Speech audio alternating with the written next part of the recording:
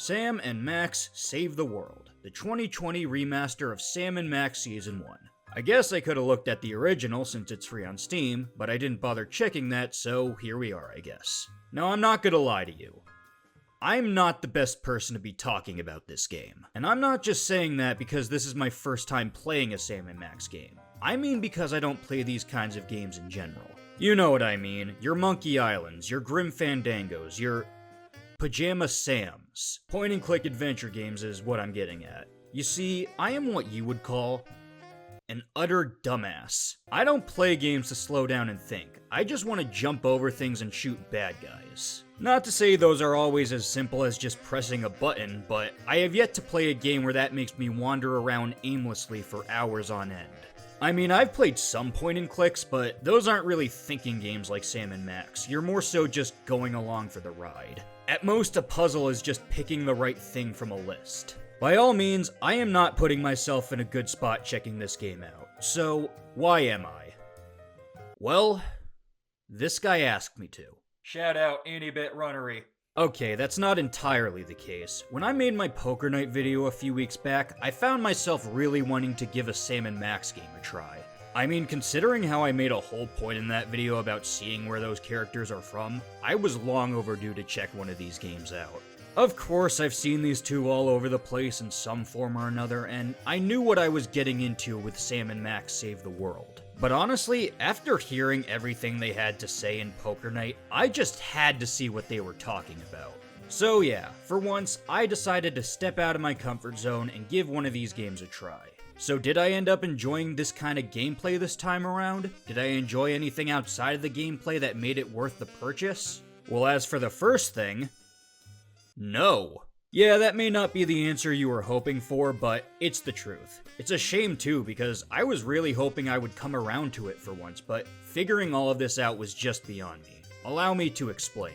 Sam and Max Save the World is a 6-episode adventure game where you take control of the freelance police, a suit-wearing dog named Sam and his psychotic rabbit sidekick Max. In each episode, Sam and Max have to put a stop to some new oddball villain by going from place to place, solving puzzles, picking up items, and talking to characters. Each of these tasks, while seemingly unrelated to the objective at hand, all follow up from the last in a way that leads to the villain's defeat. Now before I go any further, let me just make it clear I'm not trying to rag on point-and-click adventure games as a genre, nor am I trying to say that Sam and Max Save the World is a bad point-and-click adventure game. I mean, considering my lack of experience with them, this game could be the forefront of the genre for all I know. All I'm trying to do is explain why this game gave me, a hard time. Let me start off by saying that I might have sort of lied to you about my preference for games earlier. There are actually quite a few games I've gotten through fine where slowing down to think is a big factor. Take, I don't know, Portal for example. At this point in time, it's unlikely I need to give an explanation, but just in case, Portal is a game where you're given a gun that can shoot portals connecting different ends of a room. The game places you in various puzzle chambers in which you use this portal gun to reach otherwise inaccessible areas or move things around to a specific switch. Now, in comparing the puzzles in Portal to the ones in Sam and Max Save the World, there's actually quite a bit of differences you can point to. Portal's puzzles are more about observing the room around you, whereas in Sam and Max, you might need to get clues hidden in character dialogue. Portal's puzzles can be very reaction heavy, whereas in Sam and Max, you're kinda just walking around looking for stuff. There are many factors at play here that make the puzzles in these games different. However, where I think I'm able to get through Portal fine where I can't with Sam and Max is that in Portal, just about everything has its purpose. There are no buttons that don't activate anything, there are no cubes placed around just for the hell of it, there are no plasma balls that bounce off walls for the sake of giving you the world's worst light show. All of these things are necessary tools to complete each chamber. You just need to interact with them in the right way and in the right order. That isn't really the case for Sam and Max. Every episode is filled to the brim with stuff that has nothing to do with the task at hand. Some of it might become relevant as the game goes on, but that could take multiple episodes. For the most part, they just exist for Sam to say something funny about. Now, from a conceptual standpoint, I get it. They fill the world with extra details, and in a game like this that's so focused on being funny, allow for extra gags that honestly got a few good laughs out of me. When it came to progressing through the game though, they just got in my way. More often than not, I felt less like I was clicking on the correct things in the correct order and more so just figuring out what even mattered for me to click on. In a game like this too, where the ideas are just so out there and nonsensical, it felt at times like I was better off guessing what to click or use an item with rather than think about it. This gave me such a hard time here that 50% of me getting through the game was after I looked at a walkthrough. Now I need to reiterate that I don't play games like these, so for all I know, everything I just described might be a regular thing for this genre. In which case, fine. If there's an audience for this kind of stuff, if there are people who can figure it out, then who am I to judge? If I had to make a legit complaint here, I don't like how the hints work in this game. Now, despite me having a hard time here, I knew that Sam could ask Max about the task at hand whenever he wants. For so long, though, I was under the impression he would only respond with some kind of sarcastic joke. It wasn't until the last episode when I decided to ask him the same question twice. When he answered me a second time, he gave me an actual hint for something I needed to find. I mean, shame on me, I guess, for not double-checking earlier, but if you're gonna put in hints, then why make me think they aren't actually there? I guess you could argue it's more in character for Max to make a joke than to actually be helpful, but does it even matter if he ends up being helpful anyway? This next thing might actually be my own fault, but it did still make me angry, and I'm curious to know if anyone is in the same boat. I think there are times in this game when objects are placed way too close together. To explain what I mean, take a look at this instance in the 4th episode after Max is elected president. I'll get into that little detail later. Now, you're supposed to click on the national budget in the Oval Office to send money to the characters Sybil or Bosco. Right behind it, though, is Max sitting at his new desk. Now, I knew I was supposed to use that book to send money somewhere. In fact, it was one of the few things here that I shouldn't have had to look up.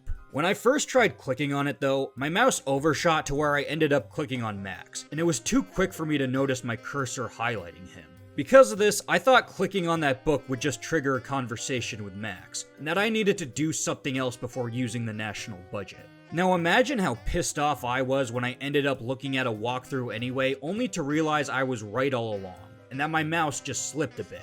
Like I said, this issue might just be me, but I don't think it would have hurt to have moved that book to the side a little. To ask again, did I end up enjoying the actual gameplay? The answer, sadly, is no. I don't think this is a bad game because of it, I just couldn't get into it. As for my second question of did I enjoy anything outside of the gameplay, the answer is yeah, kinda. As much as I didn't get into this game as an actual game, the ideas in each episode were just so bizarre I couldn't ignore them. This game had me hooked on its weird writing alone. I do need to mention though that similar to the gameplay for me, the writing in this game isn't for everyone. What I mean is that if you're looking for some kind of high stakes epic, you are in the wrong place. If you're looking for complex character studies, you are in the wrong place. If you are looking for insightful social commentary, you might get a few jokes, but other than that, you are in the wrong place. This game isn't here to give you any of that. It is here to come up with as much weird nonsense as possible and smack you in the face with it without any remorse. If you want to get any enjoyment out of the writing here, you need to go into it with the mindset that anything goes. Now, because this is an anything goes kind of game, I'm not going to be looking at the writing here like an overreaching English teacher. I mean, this is a game where you take someone's snot into a virtual world for it to be used as an internet-destroying computer virus. You're wasting your time if you look at any of this like it's Shakespeare. Because of stuff like that, I think the thing to focus on when judging this game's writing is just seeing how many weird ideas each episode throws at you. So, spoilers ahead. Now, before I go into the episodes themselves, I'm gonna go over two characters that show up in each one. Sybil and Bosco are the two next-door neighbors from Sam and Max's office. Sybil, while seemingly a normal person in the first episode, you come to learn does not have her life together. Every new episode, she has some sudden career change when the last one doesn't work out. She starts off as a psychiatrist, then a reporter, then a professional witness, then a dating coach and an archaeologist in the same episode, then a playtester, and all of it capping off with her accepting a classified ad to become the Queen of Canada. Bosco, meanwhile, is a conspiratorial store owner who in every new episode dons a new disguise trying to hide from whoever he thinks is out to get him. Bosco also holds an item in each episode that you need to buy from him for a ridiculous amount of money. And he always builds it up as some new high-tech gadget only to reveal it was a piece of trash that was lying around his store. I kind of both love and hate Bosco for this. On the one hand, it pisses me off how much he charges me for practically nothing. On the other hand, I cannot help but respect someone who does not flaunt the amount of cash they have. This man goes from making thousands to billions over the course of the game, and not once does he ever consider leaving this crappy store. I mean, granted, he does have that giant satellite laser, but I'm willing to overlook that because it's the one thing he sells us where the price is actually warranted. So yeah, that's Sybil and Bosco for you. I bring them up here so I don't have to cover them describing each episode. So anyway, Episode 1, Culture Shock. Washed up celebrity Brady Culture, and wanting to regain his long-lost popularity, devises a plan to hypnotize the mass public into being his loyal fans. His first targets, a trio of former child stars called the Soda Poppers, are found doing his bidding around Sam and Max's neighborhood. Specs, spray painting Culture's face onto walls, Wizard delivering Culture's hypnotic videotapes to Bosco's store, and Peepers playing himself off as Sybil because... I actually don't know, I think he just kidnaps her for no reason.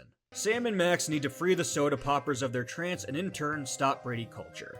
In terms of the weird factor, this is definitely one of the lesser episodes of the game. This mainly has to do with the overall setting being pretty mundane. Apart from this one dream sequence near the end, it's all just these typical city locations. Technically, Sam and Max's neighborhood is in every episode, but most of the later ones add some bizarre location on top of it. Still though, you get some weird characters here. The Soda Poppers are these awkward little munchkin type guys, and Brady Culture is a complete man-child who craves attention. Considering that this is episode 1, I can definitely accept it as a slow introduction to the weirdness this game has to offer. Episode 2, Situation Comedy. Talk show host Myra Stump is holding her audience hostage and forcing them to watch her show. To free them, Sam and Max need to elevate themselves to celebrity status by starring in a TV show, winning a singing contest, and getting involved in a scandal. By doing this, Myra will invite them on the show as guests, getting them close enough to stop her. Sad to say, this episode is a bit of a step down in terms of the weird factor. A TV studio might be a little bit more out of the ordinary than regular city locations, but what really brings this episode down is that Myra Stump is kind of a boring villain. Despite holding her audience hostage, she's really just a normal person when you get down to it. Even the added fact of her being hypnotized doesn't do anything to exaggerate her personality to some ridiculous degree. I suppose this episode does still throw a bit of weird stuff at you. You meet this chicken who's a trained actor and a cow who they just have on TV, and you also meet Hugh Bliss, but we will get to him in due time. Some weird stuff here, but overall pretty drab. And since it's not the first episode, it doesn't have the advantage of being a slow introduction anymore. Episode 3, The Mole, the Mob, and the Meatball. Now we're getting somewhere. Sam and Max need to track down a mole who's been planted within a mob called the Toy Mafia, who hasn't been heard from in weeks. Sam and Max go to the mob's location and find out if they do some of their dirty work, they'll be initiated in, giving them free reign to find the mole. Okay, so as I said already, the main thing that held the first 2 episodes back were how they never really broke from these everyday locations. Well, all of that goes right out the window in this episode. Sam and Max go to a casino funhouse run by the world's scariest furries who cater to in-jokes. There is a secret factory hidden in the casino basement where the mob is assembling a line of hypnotic teddy bears. This is the craziness that the game was missing up until this point. As for the villain this time around, well, remember that mole I mentioned? Well, he's an actual mole who not only joined the mob for real, but managed to rise up the ranks and run their whole hypnotic teddy bear operation. Little side note, this was the one episode in the game that I didn't have a hard time with. I only had to look up a walkthrough once, and that was just to find where this playing card was. I don't know why I did so well this time around, maybe it was just a fluke, but hey, considering how this game was giving me a hard enough time as it was, at least I was able to get through one of these episodes fine. Episode 4, Abe Lincoln Must Die. God, I hope I don't get in trouble saying that. The President of the United States is enacting a whole bunch of unconstitutional laws, and Sam and Max need to go to the White House to stop him abusing his power. They knock him out thinking he's been hypnotized, only to find out he's a mind control puppet being used by the pit boss from last episode, Chuckles, who I guess is his actual name and not just a cover for when he's wearing that mask. With the fake president presumed dead, Chuckles activates his plan B to hypnotize the public, bringing to life the Lincoln Memorial with Hypnoized to run for president. In order to stop him from winning, Sam and Max need to sabotage Lincoln's campaign, winning Max the vote for presidency. In terms of weirdness, this is the first episode where the plot is all over the place. First it's about stopping a fake president, then it's about running for president, Then it's about blowing up a historical landmark going on a rampage. Lincoln himself is definitely more level-headed when you compare him to the Mole or Brady culture, but in this case, it's supposed to contrast with his psychotic rampage at the end, so he's still a weird character. The White House setting, well, maybe not as out there as a casino funhouse, still stands out more than your typical city schlock. In fact, it's not even a good version of the White House. Nobody here does their job right. Nobody cares about this crashed car on the front lawn, we trick a Secret Service agent into leaving his post to listen to phone static, and we only get told off when we point a gun at the president's face. The soda poppers are now governors fighting over who gets what head of Mount Rushmore, and we get one of them drunk, causing him to lash out, starting a second civil war. This causes the Secret Service to burst out into a song about why war is so great. We send ballistic missiles to both Antarctica and the planet Krypton. We prove Bosco right. Max is the goddamn president. I think you get the idea. This episode is just insane. I love it. Episode 5, Reality 2.0, aka insert obligatory meta joke here. The internet has produced a line of hypnotic VR goggles to trap everyone on Earth in a fake virtual world. Sam and Max need to jump between the virtual world and the real world to stop the internet from trapping the human race. Now, in my opinion, the setting of this virtual world is kind of somewhere between the White House and the casino funhouse. It's got this cool computery wireframe look, but at the same time, it's just Sam and Max's neighborhood with a different coat of paint. Although in this case, I guess it's excusable since it plays into a few puzzles where you switch between the virtual world and the real world. The Computer Obsolescence Prevention Society, or COPS, are the ones in charge of maintaining this virtual world, only being stunted whenever you put a computer bug on one of them. In the real world, they've become obsolete and spend their days in an abandoned building. Yet in this new virtual world, not only do they have purpose again, but they are practically gods of it. You can't help but feel happy for them. We're gonna ruin it all. The internet is kind of a middle-of-the-road villain if you ask me. Her design is pretty crazy, giving me Cyber Chase flashbacks, although she doesn't really act crazy. Similar to Lincoln, she turns at the end, but it's not to the same insane extent as him. She's more just being petty as everything collapses around her. She is still a far cry from Myra Stump though. I also think it's funny that her redemptive arc is less her reflecting on her own actions and more just us finding a missing piece of code that makes her say she's sorry. Speaking of which, the best part about this episode is without a doubt the ending. When we infect the internet with a computer virus, she loses her respect for living things as she shuts down. Her virtual world becomes a text-based adventure game where we need to retrieve the respect for living things and give it back to the internet so she'll let us go free. Throughout this whole sequence, we're told a bunch of ridiculous things that we just have to pretend are actually there. To make things better, Sam and Max still have to walk from place to place like there's actually something around them. Overall, I wouldn't say this is the weirdest episode of the bunch, but it's definitely a step up from the first two. At last, we reach episode 6, Bright Side of the Moon. Sam suspects spiritual guru / flamboyant cult leader Hugh Bliss of being in cahoots with the internet. Sam and Max somehow fly their car to his compound on the moon, where they discover he has built a giant mind control laser which he's going to use to make everyone on Earth think that he's him, so that they may achieve true bliss. Just about everyone we've met up until this point shows up, and have all taken residence in Hugh Bliss's Wizard of Oz looking facility. Halfway through, Hugh Bliss separates Max's hand, stomach, and tail from his body. Each of them manifest themselves as either lazy, hungry, or trigger-happy versions of him that run amok on both the moon and Earth. Although our car is still here, so I guess that green guy just jumped. Also, Hugh Bliss apparently did this to fix Max's negative personality, and yet never considered that by doing this, he unleashed 3 beings with even worse personalities. Speaking of which, Hugh Bliss is without a doubt the best, weirdest, and out-of-nowhere villain in this game. Up until now, you only come to know him as this friendly face who only wants to spread his message of peace and happiness. I mean, listen to this guy, he wouldn't hurt a soul. Do you believe in magic? 'Cause I do! Even when he's revealed to be a villain though, he doesn't give up that ridiculous voice. This man tries to kill us and he's just giggling like a schoolgirl.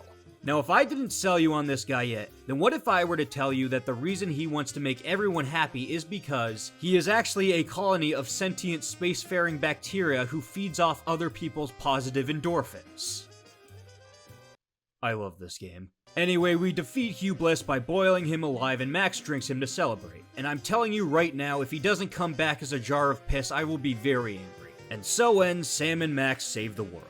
Okay, so with everything I just described to you, I want to make it clear that this game isn't just nonsense for the sake of nonsense. The game can call itself out for how ridiculous it is through the means of the two leads. Now, Sam and Max aren't especially deep characters, but they do what they need to do when working off the weird world around them. Sam is basically the straight man of this story. He's pretty much the only one who will ask the same question the player has when coming across something strange or hearing some odd claim come out of another character's mouth. Max, while maybe not as mature or as sane as Sam, can still call out the ridiculousness of the world. Being more of a narcissist, Max tends to make fun of anything weird as opposed to genuinely questioning it. They both have distinct personalities that make them act differently toward the world, but they both interact with said world for the sake of poking fun at it.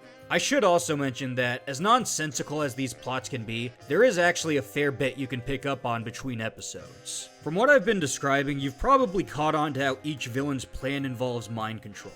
It's heavily implied, if not outright shown, that these aren't just separate accounts, and that Hugh Bliss is the mastermind behind it all. Chuckles and the internet are alluded to be partners working for Hugh Bliss. Chuckles specifically has ties to the Toy Mafia, who sent one of their hypnotic teddy bears to Myra Stump.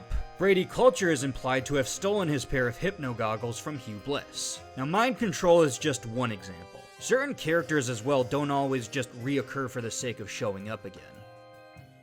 Okay, they mostly do, but there was an instance of one of them having their own little side story between episodes. In Abe Lincoln Must Die, we call Sybil up with voice recordings of Lincoln to make her think he's asking her out. When Sybil shows up to the White House during one of Lincoln's campaign speeches, he has no idea who she is, to which she accuses him of standing her up, making him look bad to the voters. Jump to Bright Side of the Moon, and Abe Lincoln is now sulking in Hugh Bliss's compound because, after reflecting on his citywide rampage, he realizes he actually liked Sybil, and now we blew his chances with her. In the episode, we make it up to Lincoln by setting him and Sybil up on a date for real, to which Lincoln gets nervous and throws up an item we need to progress. This moment really stood out to me. It was one of the few instances in this game where they develop a character across different episodes. Overall, I think you get what I mean. This game isn't just nonsense for the sake of it. You can look beyond all the weirdness if you choose to. Alright, so there you have it. My first time playing a Sam and Max game, and as you can probably tell, I have pretty conflicting feelings on it. As a game itself, yeah, I didn't really like Sam and Max Save the World. Not to say I legit think point-and-click adventure games are a bad genre, I'm just not good at them. Looking beyond that though, I honestly found quite a lot to enjoy. This was just such an odd experience that I couldn't help but stay tuned just to see what next bizarre thing it would throw at me. Frankly, I still want to check more of these games out. Even if I don't get better at them, even if the puzzles don't end up being more streamlined, I still want to see what else they have to offer purely on the strange factor alone. You probably won't see me play any other point-and-click games like this one, but hey, at least take comfort in the fact that I'm giving this series a try.